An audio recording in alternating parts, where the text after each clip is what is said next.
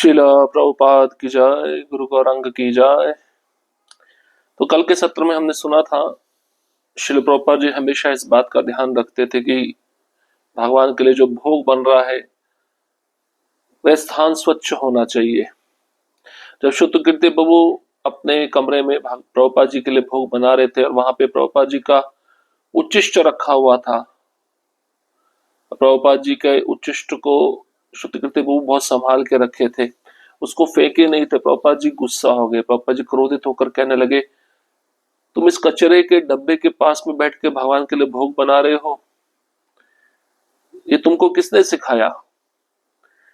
तो उस डांट को प्रेम पूर्वक शुद्ध कीर्ति प्रभु स्वीकार कर लिए। इसके पश्चात प्रभुपाद जी जब शुद्ध कीर्ति प्रभु के हाथों का भोजन स्वीकार किए तो उन्होंने उनका तारीफ भी किया। तो प्रभुपाद जी हमेशा अपने शिष्यों को मुख्य रूप से शुद्ध कीर्ति प्रभु को प्रेम भी देते थे, लेकिन गलती करने पर डांटते भी थे। शिष्य का ये भाव रहता है कि मैं गुरु की सेवा अच्छे से करूं, और गुरु का भाव रहता है गलती करने पर शिष्य को डांट भी पड़े। इसके पश्चात प्रभुपाद जी का जब स्वास्थ्य खराब होता था तब वह खिचड़ी का भोग बनाने के लिए शुद्ध कीर्ति प्रभु को कहते थे, और जब मालिश करते हुए प्रभुपाद जी शुद्ध कीर्ति प्रभु को कहने लगे कि मैं पूर्ण रूप से भोजन करूंगा, तो उस समय शुद्ध कीर्ति प्रभु बहुत उत्साहित हो गए, लेकिन उन्होंने कहा कुछ समय लगेगा, क्योंकि मैंने खिचड़ी रखा था और अब आप पूरा भोजन मांग रहे हैं तो मुझे कुछ समय चाहिए बनाने के लिए। प्रभुपाद जी ने कहा जितना समय चाहते हो उतना समय ले लो। तो इस प्रकार से जब उनके भाव में परिवर्तन होता था तो शुद्ध कीर्ति प्रभु विचलित नहीं होते थे, उसी भाव के अनुसार वह अपने गुरु की सेवा करते थे। अब हम आगे बढ़ेंगे। वे कह सकते हैं, प्रभुपाद ने कहा, 14 मई 1973, इस्कॉन, लॉस एंजलिस, कैलिफोर्निया। इस समय न्यू द्वारका केवल पश्चिम में इस्कॉन का मुख्यालय ही नहीं अपितु विश्व का मुख्यालय था। श्री प्रभुपाद अपना अधिकतर समय यही व्यतीत करते थे तथा वे जहां भी यात्रा करते वे हमेशा लॉस एंजलिस ही वापस आते। वहां उनका निवास स्थान तथा मौसम दोनों ही आरामदेह थे। एक दिन अपराह्न को उनके सन्यासी शिष्य उन्हें मिलना चाहते थे। वे उस धूप से प्रकाशित कमरे में प्रविष्ट हुए तथा प्रणाम किया। मैं नहीं जानता था कि वे केवल श्री प्रभुपाद से क्या कहना चाहते थे। मैं वही था क्योंकि उन्हें मेरी उपस्थिति में कोई आपत्ति ना थी। श्री प्रभुपाद ने अपने डेस्क के पीछे से बैठे हुए ऊपर देखा तथा मुस्कुराए। महाराज ने कहा, प्रभुपाद मुझे एक प्रश्न पूछना है। क्या आपने कहा था कि तीसरा विश्व युद्ध 24 मार्च 1974 को शुरू होगा? श्री प्रभुपाद ने चकित होकर तत्काल उत्तर दिया, मैंने कभी ऐसी बात नहीं कही। ये किसने कहा? मैं मुस्कुराते हुए श्री प्रभुपाद के सम्मुख बैठा था। मैंने कई बार सुना है, प्रभुपाद ने कहा था, व्यक्ति मिथ्या सूचना पर शायद ग्रंथ लिख सकता है या वह संदर्भ भी निकाल सकता है कि जो प्रभुपाद ने कहा था। मेरा मनोरंजन रुक गया जब उन्होंने श्री प्रभुपाद के प्रश्न का उत्तर दिया। स्पष्टतया शुद्ध कीर्ति ने कहा कि आपने कहा था। श्री प्रभुपाद तुरंत मुड़े तथा उन्होंने खुली आंखों से मेरी ओर देखा। शुद्ध कीर्ति, क्या आपने ये कहा था? मैंने तुरंत चकित होकर उत्तर दिया, नहीं प्रभुपाद, मैंने कभी ऐसा नहीं कहा। मैं कभी ऐसी कहानी नहीं बनाऊंगा। श्रील प्रभुपाद ने आश्चर्यचकित होकर अपना सिर हिलाते हुए कहा, देखो। पुनः हम दोनों की ओर देखते हुए उन्होंने कहा, वे कह सकते हैं कि प्रभुपाद ने यह कहा था, परंतु मैंने ऐसा कभी नहीं कहा। जब तक तुम मुझे कहते हुए नहीं सुनो, मैंने नहीं कहा। वह संक्षिप्त गोष्ठी वही समाप्त हो गई। मैं चकित होकर कमरे से बाहर आ गया कि कैसे अफवाहें जीवन पर आफत बन जाती हैं। प्रभुपाद ने कहा था, अफवाह से अधिक कोई खतरनाक बात नहीं। अब मैं ये समझ गया कि उन्होंने अपनी किताबें पढ़ने पर इतना बल क्यों दिया। उन्होंने बहुत बार जोर देकर कहा कि उनके सभी प्रश्नों के उत्तर उनकी पुस्तकों में है। उनकी पुस्तकें उनके अनुयायियों तथा संपूर्ण मानवता के लिए उनकी सर्वोत्तम सेवा है। जब श्रील प्रभुपाद इस धराधाम पर थे तब भी बहुत सी मिथ्या सूचनाएं एक भक्त से दूसरे भक्त तक पहुंचाई जाती थी ताकि वे अपने कृष्ण भावनामृत की समझ का समर्थन कर सके। हम कितने भाग्यशाली हैं कि श्रील प्रभुपाद ने हमें इतनी सारी पुस्तकें तथा प्रतिदिन प्रवचन प्रदान किए। कभी कभी वे कहते, कृष्ण भावनामृत सरल लोगों के लिए बहुत आसान है, परंतु कुटिल लोगों के लिए अत्यंत कठिन। इसके लिए मेरे शब्दों पर ध्यान मत दो, उनकी किताबें पढ़ो, फिर क्या कठिनाई है।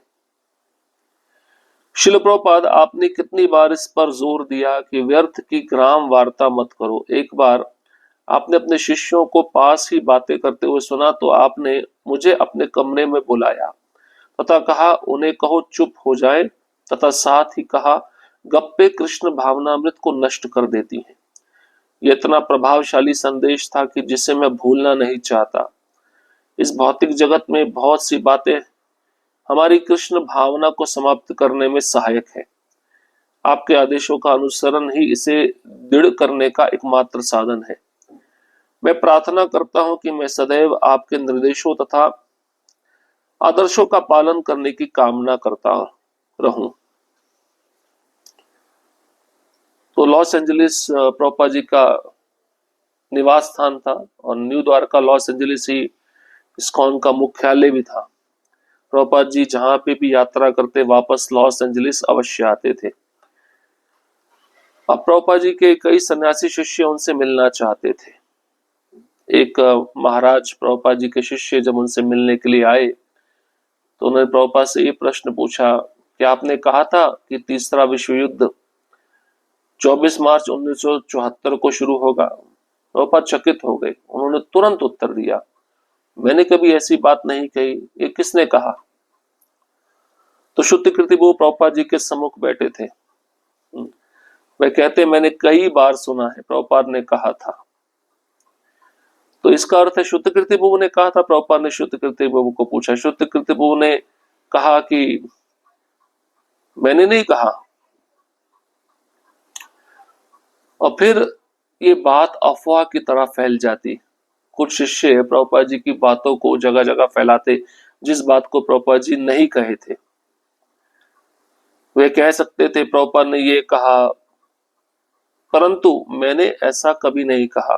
ये प्रभुपाद जी कहते हैं, जब तक तुम मुझे कहते हुए नहीं सुनो मैंने नहीं कहा। और जो मीटिंग थी वहीं पे समाप्त हो गई। अब शुद्ध कीर्ति प्रभु चकित होकर कमरे से बाहर आए और वे विचार करने लगे, कैसे रूमर्स, अफवाहें जीवन पर आफत बन जाती हैं। अब किसी भी व्यक्ति के बारे में कुछ भी बोल देना, उसका प्रचार करना उस व्यक्ति के लिए बहुत घातक हो जाता है।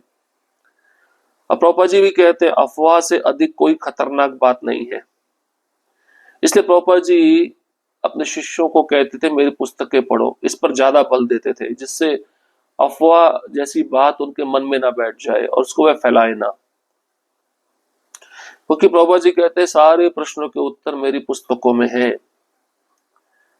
और उनकी पुस्तकें उनके शिष्यों के लिए और पूरी मानवता के लिए सर्वोत्तम सेवा है। जब तक प्रभुपाद जी इस पृथ्वी पर थे, बहुत सारी झूठी सूचनाएं प्रभुपाद जी का नाम लेके एक भक्त दूसरे भक्त तक पहुंचाता था, ताकि वह कृष्ण भावनामृत की समझ का अपना समर्थन कर सके। लेकिन शुद्ध कीर्ति वो कहते हैं, हम कितने भाग्यशाली हैं कि शिल प्रभुपाद ने हमें इतनी सारी पुस्तकें प्रदान की और प्रतिदिन के प्रवचन प्रदान किए। इसलिए प्रभुपाद जी कहते थे कि कृष्ण भावनामृत सरल आसान लोगों के लिए बहुत आसान है, लेकिन जो कुटिल लोग हैं उनके लिए कृष्ण भावनामृत बहुत कठिन है। इसलिए प्रभुपाद जी कहते थे, मेरे शब्दों पर ध्यान मत दो, मेरी किताबें पढ़ो। इसलिए प्रभुपाद जी ये भी कहते थे, व्यर्थ की बातें मत करो, कृष्ण की चर्चा करो। व्यर्थ की बातें, ग्राम वार्ता, ये कृष्ण भावनामृत को नष्ट कर देती है। और ये भाग्यशाली संदेश इतना प्रभावी था, शुद्ध कीर्ति वो कहते, मैं इसको भूलना नहीं चाहता था। इस संसार की जो वार्तालाप है, जो इस संसार की जो चर्चाएं हैं, वह हमारे कृष्ण भावनामृत को समाप्त करने में सहायक बनती हैं। इसलिए शुद्ध कीर्ति वो कहते, मैं प्रार्थना करता हूं कि सदैव आप हमारे निर्देशों तथा आदर्शों का पालन करने की कामना करते रहें। अतः कौन सा पशु सबसे सुंदर है? 29 मई 1973, भक्ति वेदांत मैनर, इंग्लैंड। बहुत सुंदर अपराह्न तीसरा पहर था। शीशे की खिड़कियों से सूर्य की धूप सीधे शिव प्रभुपाद के बैठने के कमरे में आ रही थी। वो कमरे में चारों ओर घूमकर जप कर रहे थे। वे खिड़कियों के सामने रुके तथा बाहर बगीचे में देखा। उन्होंने पूछा, अच्छा तो सबसे सुंदर पशु कौन सा है? मैंने थोड़े विश्वास के साथ कह डाला, गाय। उन्होंने तुरंत कहा, नहीं, घोड़ा। घोड़े की आकृति बहुत सुंदर है, उसकी मांसपेशियों की संरचना बहुत अच्छी है। मैंने सोचा कि श्री कृष्ण का प्रेम पात्र पशु तो गाय था, तो गाय ही होना चाहिए। श्री प्रभुपाद ने मुझे भिन्न बताया, यद्यपि यह संपूर्ण उत्तर था। श्री प्रभुपाद, मैं प्रार्थना करता हूं कि मुझे पुनः बताओ ताकि मैं 24 घंटे आपके साथ रहूं। तो भक्ति वेदांत मैनर में, इंग्लैंड में, प्रभुपाद जी दोपहर के समय अपने कमरे में चलकर जप कर रहे थे और सूर्य का प्रकाश खिड़कियों से होते हुए प्रभुपाद जी के कमरे में प्रवेश कर रहा था। तो शुद्ध कीर्ति प्रभु को प्रभुपाद जी पूछे, तो सबसे सुंदर पशु कौन सा है? खिड़कियों के सामने प्रभुपाद जी रुककर बाहर बगीचे में झांक रहे थे। तो शुद्ध कीर्ति प्रभु ने सोचा, अब कृष्ण को गाय प्रिय है तो यही पशु सबसे सुंदर होगा। लेकिन प्रभु ने कहा, नहीं, घोड़ा। घोड़े की आकृति बहुत सुंदर है और घोड़े की जो मांसपेशियां होती है उसकी संरचना भी बहुत अच्छी है। तो शुद्ध कीर्ति प्रभु सोचने लगे, कृष्ण की प्रेम पात्र पशु तो गाय है, तो सबसे सुंदर गाय ही होनी चाहिए। लेकिन प्रभुपाद ने भिन्न उत्तर बताया, जबकि ये संपूर्ण उत्तर था। इस प्रकार से हम देख सकते हैं कि श्री प्रभुपाद जी कई प्रश्नों का उत्तर भिन्न भिन्न तरीके से देते थे। हरे कृष्णा कृष्ण कृष्ण हरे हरे, हरे राम राम राम हरे हरे। श्रील प्रभुपाद की जय, गुरु गौरांग की जय।